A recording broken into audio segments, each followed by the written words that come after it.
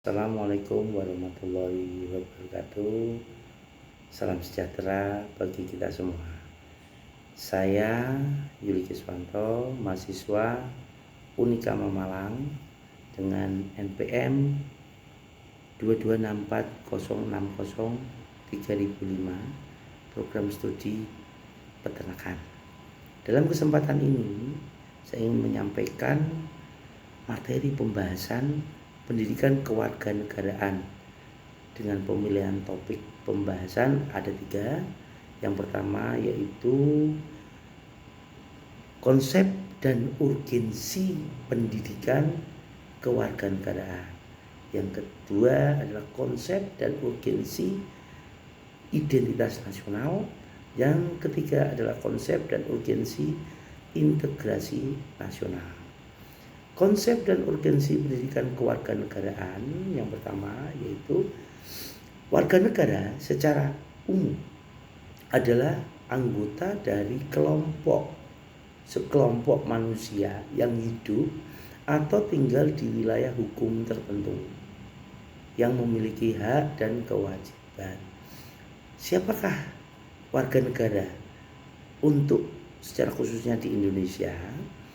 Menurut undang-undang yang berlaku saat ini, warga negara adalah warga suatu negara yang ditetapkan berdasarkan peraturan perundang-undangan.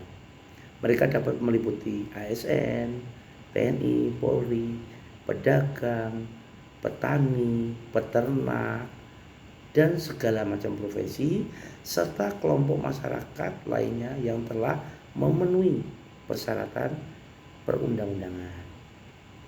Apa yang dimaksud dengan pendidikan kewarganegaraan dan apa pentingnya?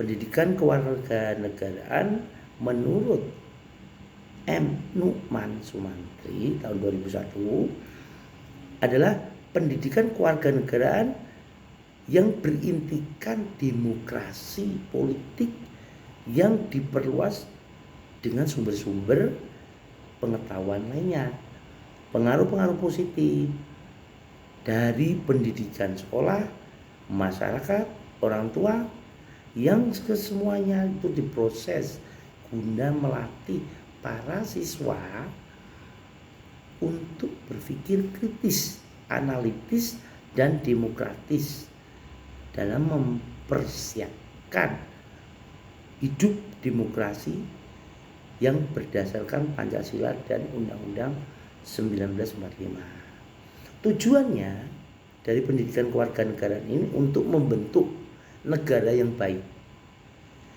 good citizen, yang cinta tanah airnya dan memiliki rasa nasionalisme yang tinggi, mampu bersikap kritis, analitis, dan demokratis berdasarkan Pancasila dan Undang-Undang 1945. Untuk mencapai tujuan tersebut, maka pendidikan kewarganegaraan wajib diajarkan pada seluruh masyarakat, di mana juga telah diatur dalam Undang-Undang RI nomor 20 tahun 2003 tentang Sisdiknas pada pasal 37 1B ayat 1B dan ayat 2B bahwa kurikulum pendidikan dasar, menengah, dan perguruan tinggi wajib memuat pendidikan kewarganegaraan.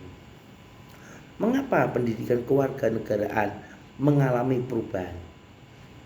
Secara historis, pendidikan kewarganegaraan di Indonesia senantiasa mengalami perubahan baik istilah maupun substansinya sesuai dengan perkembangan peraturan perundang-undangan, baik iptek, perubahan masyarakat, dan tentang sosial. Secara sosiologis, pendidikan kewarganegaraan di Indonesia sudah sewajarnya mengalami perubahan, mengikuti perubahan yang terjadi di masyarakat. Secara politis, pendidikan kewarganegaraan Indonesia akan terus mengalami perubahan sejalan dengan perubahan sistem ketatanegaraan, gitu, dan pemerintahan, terutama perubahan konstitusi. Setiap perubahan dari pendidikan kewarganegaraan dipengaruhi oleh dinamika dan tantangan yang dihadapi fungsi negara yang berbeda-beda, sehingga sikap dan perilaku mereka sangat dinamis. Oleh karena itu, mata kuliah pendidikan kewarganegaraan tidak hanya didasarkan pada konstitusi ya negara yang bersangkutan, tetapi juga tergantung pada tuntunan perkembangan zaman dan masa depan. Misal, kecenderungan masa depan bangsa meliputi isu tentang HAM, pelaksanaan demokrasi, dan lingkungan hidup.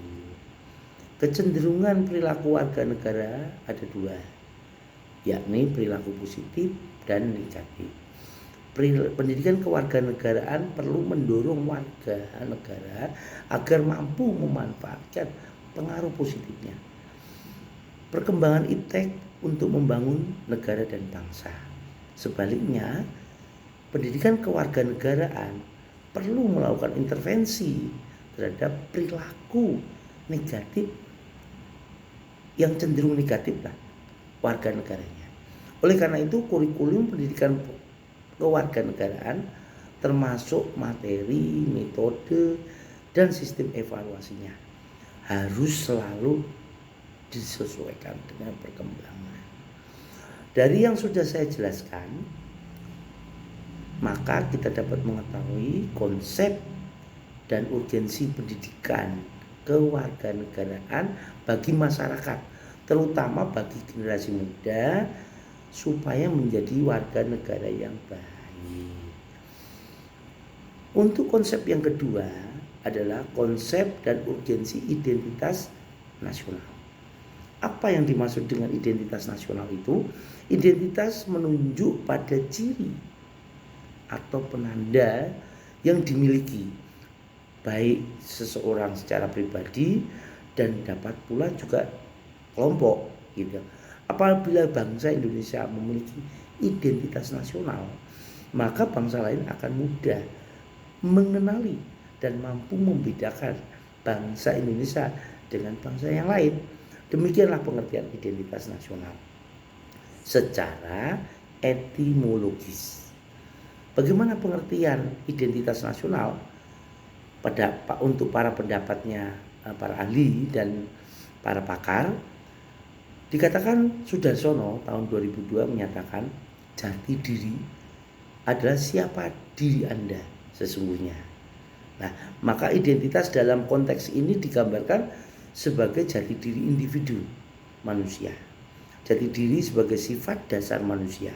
Dinyatakan bahwa jati diri merupakan lapis pertama yang nantinya menentukan karakter seseorang dan kepribadian seseorang. Gitu. Bagaimana jati diri sebuah bangsa atau identitas nasional bangsa Indonesia? Identitas nasional bagi bangsa Indonesia akan sangat ditentukan oleh ideologi yang dianut dan norma dasar yang dijadikan pedoman untuk berperilaku. Semua identitas ini akan menjadi ciri yang membedakan bangsa Indonesia dengan bangsa lain. Identitas nasional dapat diidentifikasi baik dari sifat lahiriah maupun sifat batinnya.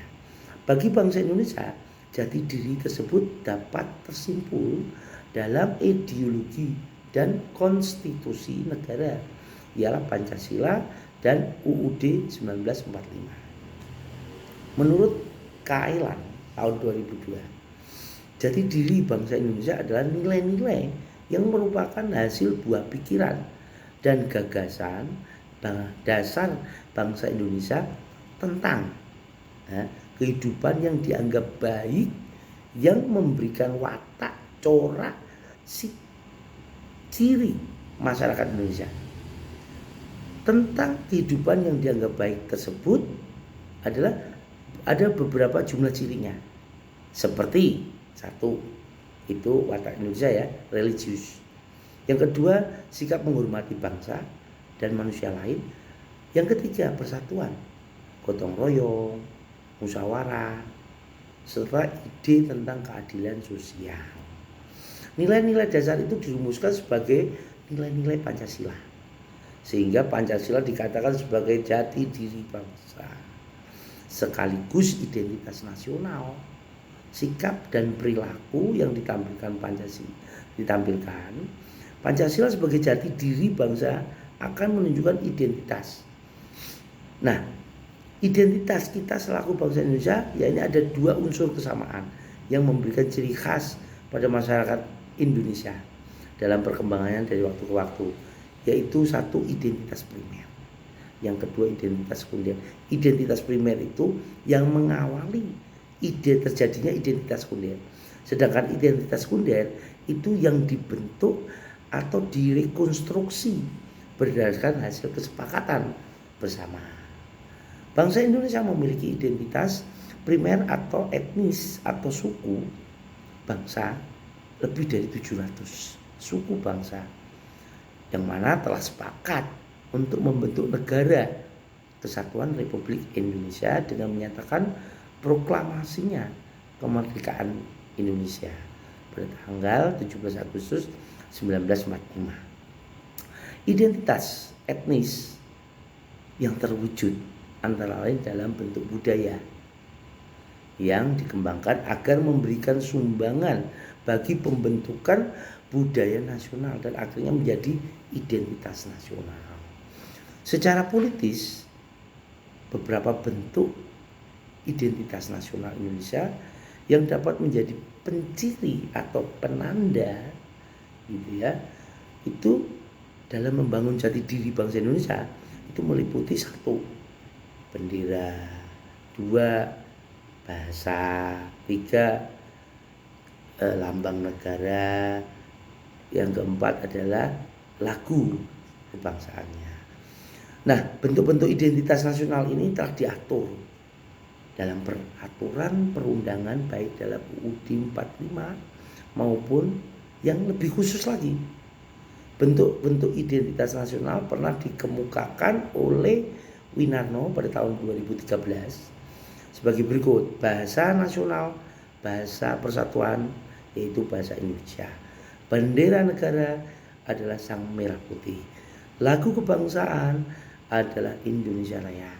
Lambang negara adalah Pancasila dan lambang negara adalah Garuda Pancasila, dan semboyan negara adalah Bhinneka Tunggal Ika.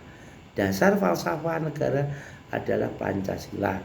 Konstitusi, nah, hukum dasar negara adalah UUD 1945. Bentuk negara Kesatuan Republik Indonesia, konsepsi wawasan Nusantara, dan budaya daerah. Kebudayaan daerah yang telah diterima sebagai kebudayaan nasional. Semua bentuk identitas nasional ini telah diatur dan tentu perlu disosialisasikan dari satu generasi ke generasi berikutnya. Dasar pertimbangan tentang bendera, bahasa, lambang negara, serta lagu kebangsaan diatur dalam undang-undang. Karena bendera, bahasa, lambang, serta lagu tersebut merupakan sarana pemersatu identitas dan wujud eksistensi bangsa Indonesia yang menjadi simbol kedaulatan dan kehormatan negara sebagaimana diamanatkan dalam Undang-Undang 19 Undang-Undang Dasar Negara Republik Indonesia 1945. Dan bendera, bahasa, lambang, serta lagu Indonesia merupakan manifestasi kebudayaan yang berakar pada sejarah perjuangan bangsa Indonesia. Kesatuan dalam berkeragaman budaya, kesamaan dalam mewujudkan cita-cita bangsa dan negara kesatuan Republik Indonesia. Bagaimana upaya menyadarkan kembali bangsa Indonesia? Ya, bagaimana upaya untuk menyadarkan kembali bangsa Indonesia terhadap pentingnya identitas nasional dan memfasilitasi serta mendorong warga negara agar memperkuat identitas nasional.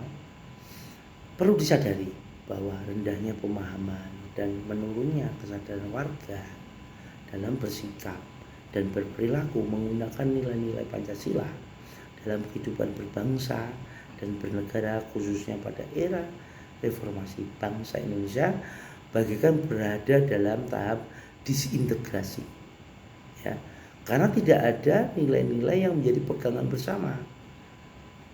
Nilai-nilai itu tentang luntur dan mudarnya rasa nasionalisme dan patriotisme perlu mendapatkan perhatian. Hal ini perlu adanya upaya dari generasi baru bangsa Indonesia untuk mendorong agar bangsa Indonesia membuat prestasi yang tidak dibuat oleh bangsa lain.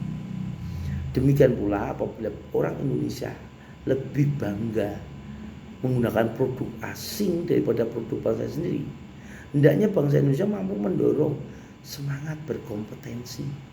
Intinya, bangsa Indonesia perlu didorong agar menjadi bangsa yang beretos kerja yang tinggi, ya. Kemudian juga tekun, ulet, ya, tidak malas, serta menjunjung tinggi nilai-nilai kejujuran, ya. Kejujuran. Semua nilai-nilai tersebut tercakup dalam Pancasila, gitu. Nah, sehingga pada akhirnya semua permasalahan akan terjawab apabila bangsa Indonesia mampu dan berkomitmen, ya, untuk mengamalkan Pancasila. Bagaimana menghadapi tantangan terkait dengan masalah kecintaan terhadap bendera negara merah putih, pemeliharaan bahasa Indonesia, penghormatan terhadap lambang negara dan simbol bangsa sendiri, serta apresiasi terhadap lagu kebangsaan. Pada hakikatnya, semua unsur formal identitas nasional, baik yang langsung maupun secara tidak langsung diterapkan, perlu dipahami, diamalkan dan diperlakukan sesuai dengan peraturan dan perundang-undangan yang berlaku. Permasalahannya terletak pada sejauh mana warga Indonesia memahami dan menyadari sebagai warga negara yang baik yang beridentitas sebagai warga negara Indonesia. Oleh karena itu, warga negara yang baik akan berupaya belajar secara berkelanjutan agar menjadi warga negara bukan hanya baik tapi cerdas. To be smart on good citizen. Selanjutnya adalah kita akan mengetahui mengapa identitas nasional itu penting. Pertama, agar bangsa Indonesia dikenal oleh bangsa lain. Apabila kita sudah dikenal dengan bangsa lain, maka kita dapat melanjutkan perjuangan untuk mampu eksis sebagai bangsa sesuai dengan fitrahnya. Yang kedua, itu identitas nasional bagi sebuah negara atau bangsa sangat penting bagi kelangsungan hidup negara atau bangsa tersebut. Oleh karena itu, identitas nasional sangat penting untuk memenuhi kebutuhan atau kepentingan nasional negara dan bangsa Indonesia. Yang ketiga, identitas nasional penting sekali bagi kewibawaan negara dan bangsa Indonesia. Dengan saling mengenal identitas, maka akan tumbuh rasa saling menghormati, saling pengertian, itu mutual understanding. Tidak ada stratifikasi dalam kedudukan antar negara dan bangsa. Dalam berhubungan antar negara tercipta hubungan yang sederajat, yang baik, karena masing-masing mengakui bahwa setiap negara berdaulat, tidak boleh melampaui kedaulatan negara orang lain. Konsep dan urgensi integrasi nasional, itu yang ketiga kita bahas. Secara terminologi, istilah integrasi nasional memiliki pengertian keragaman pengertian sesuai dengan sudut pandang dari para ahli. Namun demikian kita dapat menemukan titik kesamaannya, yaitu bahwa integrasi dapat berarti penyatuan, pembauran, keterpaduan sebagai kebulatan dari unsur atau aspek-aspeknya. Integrasi nasional meliputi ada 3, integrasi politik, integrasi ekonomi, integrasi sosial budaya. Integrasi politik yang dimaksud dalam tataran integrasi politik terdapat dimensi vertikal dan horizontal. Dimensi yang bersifat vertikal menyangkut hubungan elit gitu dan massa, baik elit politik dengan massa pengikutnya atau negara penguasa atau antara penguasa dan rakyatnya guna menjembatani celah perbedaan dalam rangka pengembangan proses politik yang berpartisipatif. Dimensi horizontal, untuk dimensi horizontal itu menyangkut hubungan yang berkaitan dengan masalah teritorial, antar daerah, antar suku, antar agama, antar golongan masyarakat Indonesia.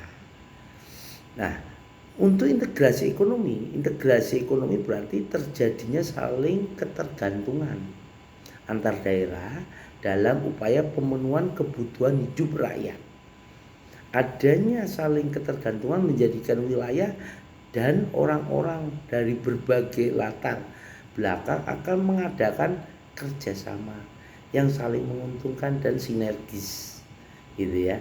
Di sisi lain, integrasi ekonomi adalah penghapusan hambatan-hambatan antar daerah yang mungkin antara lain ketidaklancaran hubungan antar keduanya, misal peraturan, norma, prosedur, dan pembuatan aturan bersama yang mampu menciptakan keterpaduan di bidang ekonomi. Integrasi sosial budaya itu yang ketiga, yaitu integrasi ini merupakan proses penyesuaian unsur-unsur yang berbeda dalam masyarakat sehingga menjadi satu kesatuan. Unsur-unsur yang berbeda tersebut dapat meliputi ras, etnis, agama, bahasa, kebiasaan, sistem nilai-nilai, dan lain sebagainya. Integrasi tersebut ini, sosial budaya, juga berarti kesediaan bersatu bagi kelompok-kelompok sosial budaya di masyarakat. Misal yaitu tadi suku, agama, dan ras gitu. Kalau kita bahas pentingnya integrasi nasional, tujuan negara hanya akan dapat dicapai apabila terdapat suatu pemerintah yang mampu menggerakkan dan mengarahkan seluruh potensi masyarakat agar mau bersatu dan bekerja sama. Kemampuan ini tidak hanya dapat dijalankan melalui kewenangan, menggunakan kekuatan fisik yang sah, tetapi juga persetujuan dan dukungan rakyatnya terhadap pemerintah itu, gitu lah. Jadi diperlukan hubungan yang ideal antara pemerintah dengan rakyatnya sesuai dengan sistem nilai dan politik yang disepakati. Hal demikian memerlukan integrasi politik, jelas. Ditinjau dari keragaman etnik dan ikatan primordial, inilah yang dapat membangun integrasi bangsa menjadi semakin penting. Integrasi diperlukan guna menciptakan kesetiaan baru terhadap identitas-identitas baru yang diciptakan, seperti identitas nasional, ya, misal bahasa nasional, simbol negara, semboyan nasional, ideologi nasional, dan sebagainya. Menurut Suryo tahun 2002, ternyata sejarah menjelaskan bangsa kita sudah mengalami pembangunan integrasi sebelumnya dalam bernegara Indonesia yang merdeka. Menurutnya ada 3 model integrasi dalam sejarah perkembangan integrasi di Indonesia itu, yaitu yang pertama model integrasi Imperium Majapahit, yang kedua model integrasi kolonial, yang ketiga model integrasi nasional Indonesia. Pembahasan ini adalah berfokus pada model ketiga, yaitu model integrasi nasional. Model ini diawali dengan tumbuhnya kesadaran bangsa khususnya pada diri orang-orang Indonesia yang mengalami proses pendidikan sebagai dampak dari politik etis pemerintah kolonial Belanda. Mereka mendirikan organisasi pergerakan baik yang bersifat keagamaan, kepemudaan, kedaerahan, politik, ekonomi, perdagangan, dan kelompok perempuan. Nah, para kaum terpelajar ini mulai menyadari bahwa bangsa mereka adalah bangsa jajahan yang harus berjuang meraih kemerdekaan jika ingin menjadi bangsa yang merdeka dan sederajat dengan bangsa yang lain.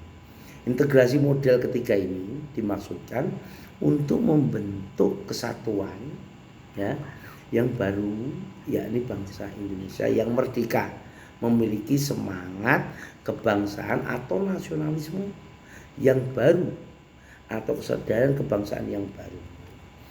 Ada 5 pendekatan atau cara bagaimana pemimpin politik mengembangkan integrasi bangsa. Kelima pendekatan yang selanjutnya kita sebut sebagai faktor yang menentukan tingkat integrasi suatu negara ialah yang pertama, adanya ancaman dari luar. Adanya ancaman dari luar dapat menciptakan integrasi masyarakat. Masyarakat akan bersatu meskipun berbeda-beda suku, agama, ras ketika menghadapi musuh bersama. Ya, yang kedua gaya politik kepemimpinan. Gaya politik era kepemimpinan bangsa dapat menyatukan atau mengintegrasikan masyarakat bangsa tersebut, di mana pemimpin yang karismatik dicintai rakyatnya dan memiliki jasa-jasa besar umumnya mampu menyatukan bangsa yang sebelumnya tercerai-berai. Yang ketiga, kekuatan lembaga-lembaga politik. Lembaga politik, misal birokrasi, juga dapat menjadi sarana pemersatu masyarakat bangsa ya. Birokrasi yang satu dan padu dapat menciptakan sistem pelayanan yang baik gitu. Dan diterima oleh masyarakat yang beragam. Pada akhirnya masyarakat bersatu dalam satu sistem pemerintah. Yang keempat adalah ideologi nasional. Ideologi nasional merupakan seperangkat nilai-nilai yang diterima dan disepakati, di mana ideologi juga memberikan visi ya dan beberapa panduan bagaimana cara menuju visi dan tujuan itu. Gitu. Nah, jika suatu masyarakat meskipun berbeda-beda ya, tetapi menerima satu ideologi yang sama, maka kemungkinan masyarakat tersebut bersatu. Bagi bangsa Indonesia, nilai bersama yang bisa mempersatukan masyarakat Indonesia adalah Pancasila. Pancasila merupakan nilai sosial yang bisa diterima oleh seluruh masyarakat Indonesia. Kesempatan yang kelima adalah kesempatan pembangunan ekonomi. Pendekatan yang kelima ya ini, di mana jika pembangunan ekonomi berhasil dan menciptakan keadilan, maka masyarakat bangsa tersebut bisa menerima sebagai satu kesatuan. Namun jika ekonomi menghasilkan ketidakadilan, maka muncul kesenjangan atau ketimpangan dengan pembangunan ekonomi yang tidak merata tersebut, ya, maka bisa terpecah belah. Oleh karena itu, dengan pembangunan ekonomi yang merata, maka hubungan dan integrasi antar masyarakat akan semakin dicapai. Masyarakat tersebut memiliki sifat saling ketergantungan di antara unit-unit sosial yang terhimpun di dalamnya dalam memenuhi kebutuhan ekonomi, ya. Apabila masyarakat saling ketergantungan, saling membutuhkan, saling bisa bekerja sama di bidang ekonomi, maka mereka akan bersatu. Namun jika ada yang menguasai suatu usaha atau kepemilikan atau monopoli, maka yang lain akan merasa dirugikan dan dapat menimbulkan perpecahan. Sunyarto Usman pada tahun 1998 menurutnya menyatakan bahwa suatu kelompok masyarakat dapat terintegrasi apabila masyarakat dapat menemukan dan menyepakati nilai-nilai fundamental yang dapat dijadikan rujukan bersama. Jika masyarakat memiliki nilai-nilai bersama yang disepakati, maka mereka dapat bersatu. Namun jika sudah tidak lagi memiliki nilai bersama, maka mudah untuk berseteru atau bercerai-berai. Masyarakat yang terhimpun dalam unit sosial sekaligus memiliki cross-cutting affiliation sehingga menghasilkan cross-cutting loyalty. Jika masyarakat yang berbeda-beda latar belakangnya menjadi anggota organisasi yang sama, maka mereka dapat bersatu dan menciptakan loyalitas pada organisasi tersebut, bukan lagi pada latar belakangnya. Gitu. Dari pengertian di atas, maka kebijakan strategi yang sebaiknya dilakukan Indonesia adalah satu, memperkuat nilai kebersamaan. Yang kedua, membangun fasilitas yang bisa mencakup untuk masyarakat, menciptakan musuh bersama. Siapa nih musuh bersamanya? Yang keempat adalah memperkokoh lembaga politik. Yang kelima, membuat organisasi untuk bersama. Yang keenam, menciptakan ketergantungan ekonomi antar kelompok tadi sehingga dapat terjadi saling ketergantungan. Ya, itu penting. Kemudian yang berikutnya adalah mewujudkan kepemimpinan yang kuat, yang kemudian menghapuskan identitas-identitas lokal, itu harus dihapus. Yang berikutnya adalah membaurkan antara tradisi dan budaya lokal. Yang terakhir adalah menguatkan identitas nasional. Dalam membangun fasilitas infrastruktur yang tadi saya sebutkan di atas, seperti lahan, gedung pertemuan, lapangan olahraga, dan pasar, dan selainnya, dan beberapa contoh kebijakan dari penyelenggara negara yang mungkin mampu mengintegrasikan ya masyarakat. Hal ini dikarenakan masyarakat dari berbagai latar belakang akan bertemu, berintegrasi, dan bekerja sama. Itu sangat penting. Tantangan dalam membangun integrasi. Dalam upaya mewujudkan integrasi nasional Indonesia, tantangan yang dihadapi datang dari dimensi horizontal dan vertikal. Di mana dalam dimensi horizontal, tantangan yang ada berkenaan dengan pembelahan horizontal yang berakar pada perbedaan suku, agama, ras, dan geografi. Dalam dimensi vertikal, tantangan yang ada adalah berupa celah perbedaan antara elit dan massa, di mana latar belakang pendidikan kekotaan menyebabkan kaum elit dari massa yang cenderung berpandangan tradisional. Jadi masalah itulah ya yang berkenaan dengan dimensi vertikal lebih sering muncul ke permukaan setelah berbaur dengan dimensi horizontal. Sehingga hal ini memberikan kesan bahwa dalam kasus Indonesia dimensi horizontal lebih menonjol daripada dimensi vertikal. Masih besarnya ketimpangan dan ketidakmerataan pembangunan dan hasil-hasil pembangunan dapat menimbulkan berbagai rasa tidak puas. Nah, dan keputusasaan di masalah sara, suku, agama, ras, ya, antar golongan, gerakan separatis dan kedaerahan, demokrasi dan unjuk rasa. Hal ini bisa berpeluang mengancam integrasi horizontal Indonesia. Terkait dengan vertikal, tantangan yang ada adalah kesediaan para pemimpin untuk terus-menerus bersedia berhubungan dengan rakyatnya. Pemimpin mau mendengar keluhan rakyat, mau turun ke bawah dan dekat dengan kelompok-kelompok yang merasa dipinggirkan. Keinginan yang kuat ya dari pemerintah untuk mewujudkan aspirasi masyarakat, kebijakan pemerintah yang sesuai dengan kebutuhan dan harapan masyarakat, dukungan masyarakat ya, itu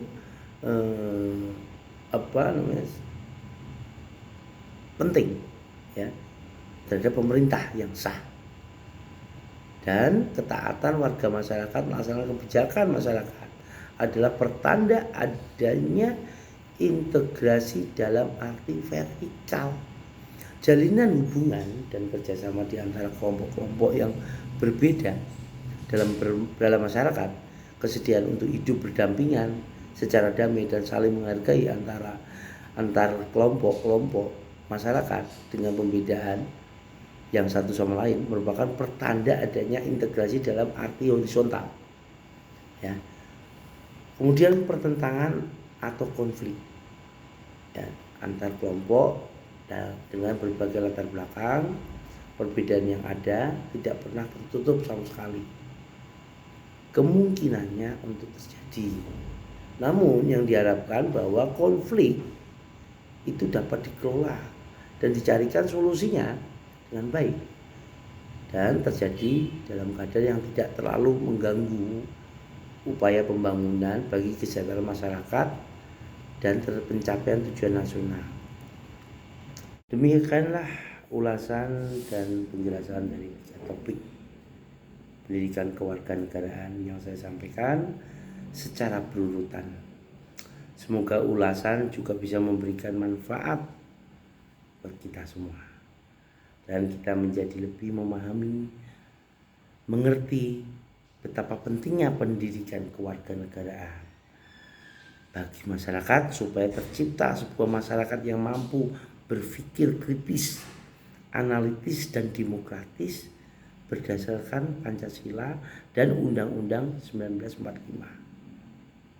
Pentingnya untuk menjaga identitas nasional kita supaya tetap diakui keberadaan kita di dunia dan menjaga integritas sehingga negara kita akan menjadi negara yang kuat dan tidak terpecah belah dengan berbagai kepentingan kelompok.